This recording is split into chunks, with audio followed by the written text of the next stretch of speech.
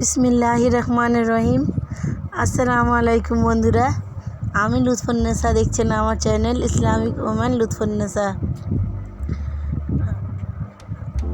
আজকে আমি রান্না করব একটা খুবই স্পেশাল রান্না। আমি পটলের দোরমা রান্না করব আর গরুর মাংস দিয়ে কলা রান্না করব।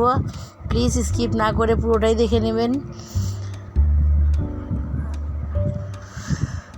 এখন প্রথমে আমি ভাতটা কিন্তু চাল ধুয়ে ভাতটা আমি বসিয়ে দিয়েছি, যেহেতু আমি সবজিগুলো কাটাকুটি করতে করতে আমার ভাতটা হয়ে আসবে।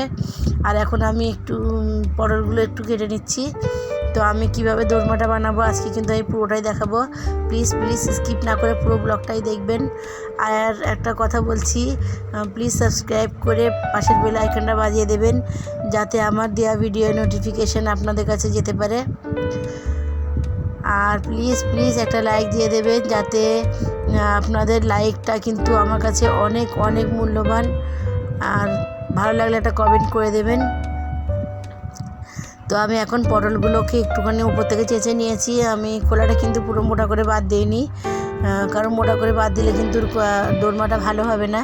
তো আমি একটুখানি উপর দিয়ে চেঁচে নিয়ে আর এই মাছ উপর থেকে একটুখানি ঢাকনাটা খুলে নিয়েছি, কেটে নিয়েছি একটু মোটা অংশটা। তো এইভাবে আমি একটা চামচের সাহায্যে কিন্তু পুরো ভিতর থেকে সব জিনিসটা মশলাটা বার করে নিয়েছি। তো এইভাবে আমি একটু দেখিয়ে দিচ্ছি। প্রথমে কিন্তু চামচ দিয়ে একটু চারপাশটা একটু করে এভাবে একটু গেঁথে নিতে হবে। তারপরে কিন্তু ওর ভিতরে চামচটা আস্তে আস্তে দিয়ে আর সব কিছু পুরগুলো ওর মধ্যে থেকে প্রথমে বার করে নিতে হবে।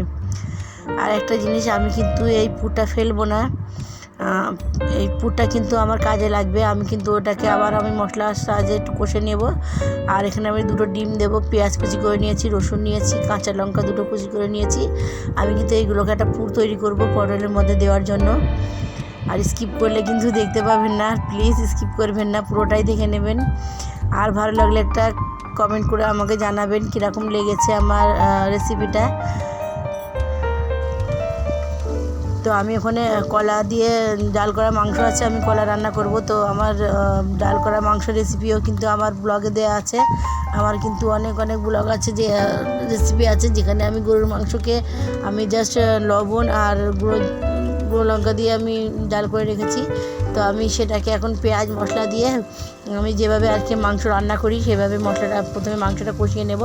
তারপরে মাংসটা দুবার কষানো হয়ে গেলে আমি কলা আলু কেটে রেখেছি সেটা দিয়ে দেবো। আর এখন আমি এই পটলগুলোকে কিন্তু তেলের মধ্যে আমি লবণ আর হলুদ দিয়েছি, দিয়ে আর পটলগুলোকে একটু সুন্দর করে ভেজে নিচ্ছি। একটু লাল লাল করে কিন্তু ভেজে নিচ্ছি এখানে। আর এই দেখেন কত সুন্দর ভাজা হয়ে গেছে। তো এইভাবে কিন্তু একটা করে সব ভেজে নিয়ে আমি তুলে নিয়েছি। এখন ওই তেলের মধ্যে আমি রসুন দিয়ে দিলাম, রসুনটা দিয়ে একটু নাড়াচাড়া করে নিয়ে আমি পেঁয়াজ আর কাঁচা লঙ্কা দিয়ে দেবো। তো আমি এখন কাঁচা লঙ্কাটা দিয়ে ওর পুরটা ভালোভাবে তৈরি করে নেব। আর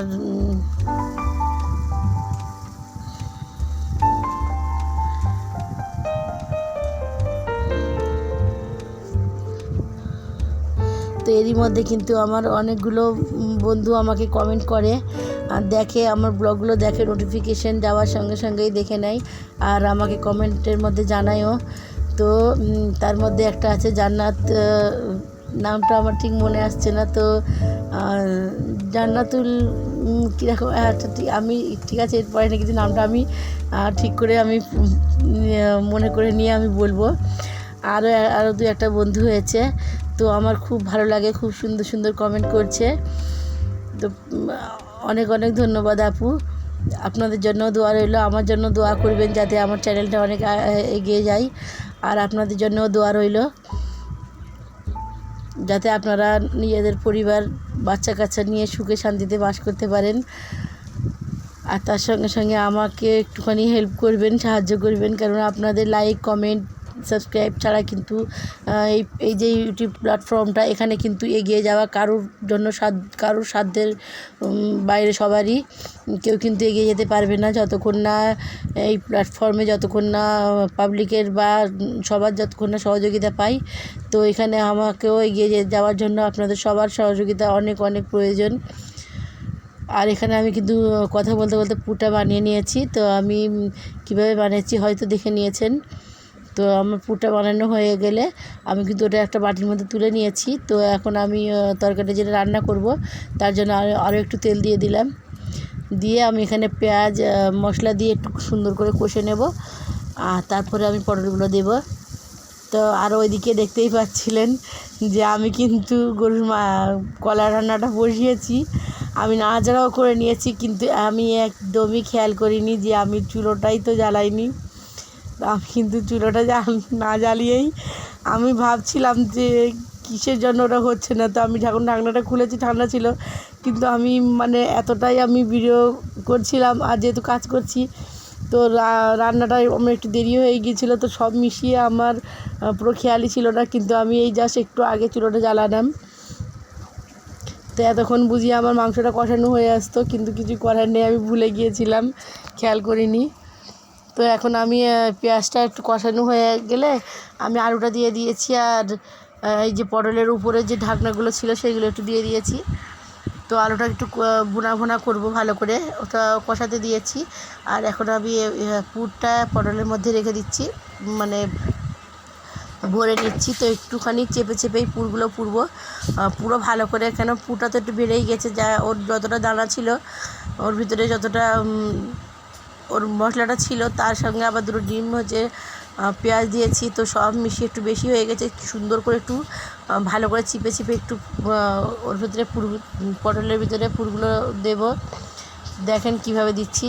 তো এইভাবে কিন্তু আমি সব পটলের মধ্যে পুরগুলো দিয়ে নেব।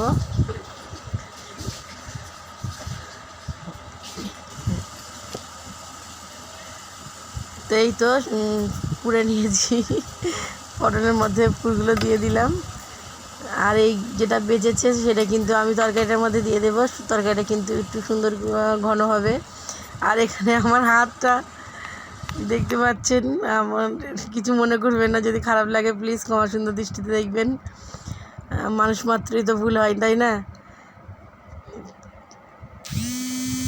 তো এখন আমার আলুটা তো কথা বলতে বলতে তো কল এসে গিয়েছিল। তো এখন আমি আলুটা ভালো করে কষিয়ে নিয়েছি। আলুটা নরম হয়ে গেছে, তো আমি আর একটু পানি দিয়ে দিলাম। তো আলুটা পুরোটাই নরম হয়নি, হালকা হালকা হয়েছে। তো আমি একটু ভালো করে পানি দিয়ে দিয়েছি, কারণ একটু বেশি পরিমাণে না পানি দিলে পটলগুলো তো সেদ্ধ হওয়ারও প্রয়োজন না, তাই না? তো পটলগুলো আমি এখন দিয়ে দেব। তো দিয়ে ঢাকনাটা বন্ধ করে প্রায় 10 মিনিট মতো ফুল আঁচে রান্না করব। তারপরে 10 মিনিট হালকা আঁচ মানে মিডিয়াম করে দেবো। তো এরই মধ্যে কিন্তু আমার রান্নাটা হয়ে যাবে।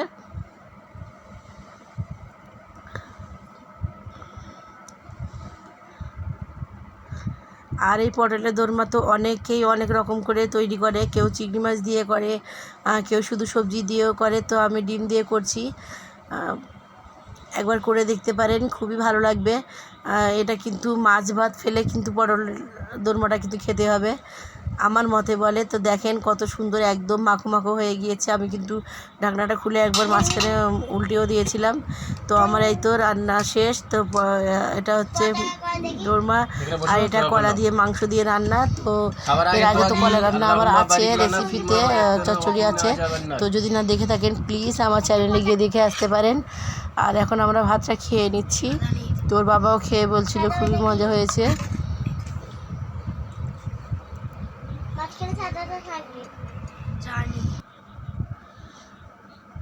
এই দেখেন উনি আবার কি পুরোটাই বার করে নিয়েছে।